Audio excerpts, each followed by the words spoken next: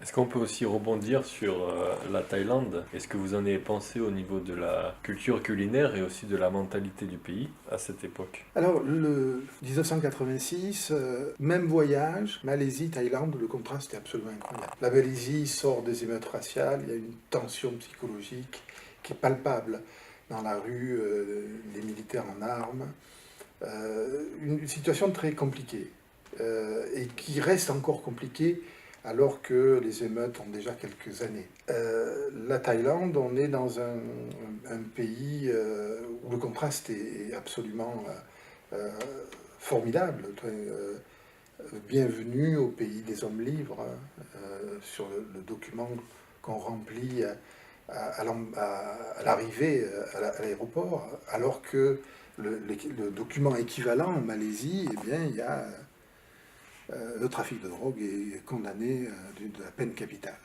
Et moi, ce contraste, hein, c'est aussi ce qui se rappelle la prison avec Béatrice Saubin, hein, qui est arrêtée à l'aéroport de Penang, suspectée de faire du trafic de drogue, et la France qui, diplomatiquement, essaye de se débattre. La Malaisie est un pays compliqué. La Thaïlande est un pays ouvert, c'est un pays qui a une culture gastronomique absolument étonnante à cette époque. Et alors, on a la chance, puisque on y va pour travailler dans le milieu de l'hôtellerie. On a la chance de rencontrer les plus grands hôtels.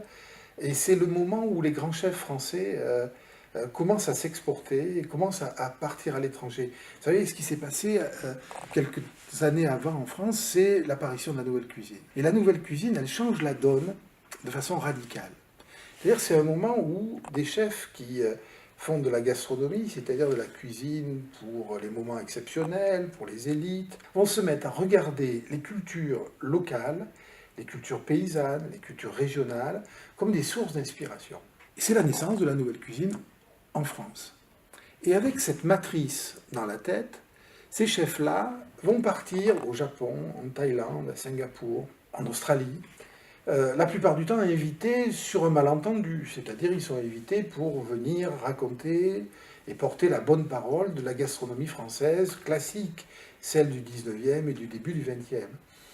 Mais en même temps, ils vont petit à petit désaxer leur regard, c'est-à-dire regarder les cultures locales à nouveau comme source d'inspiration, mais ça va être des cultures de l'ailleurs, et inviter les chefs locaux qui sont au garde à vous et veulent apprendre à faire la blanquette de veau, à regarder dans leur propre culture des sources d'inspiration. Formidable mouvement d'influence réciproque entre l'Est et l'Ouest, qui va donner un deuxième souffle d'ailleurs à la nouvelle cuisine en France, en amenant en matière de décor, en matière de construction des plats, toute une influence japonaise, asiatique, et la Thaïlande est au premier rang de ces influences. Quelques grands chefs blancs travaillent là-bas avec l'oriental, le regent, et on va donc découvrir, en tout cas je vais découvrir personnellement,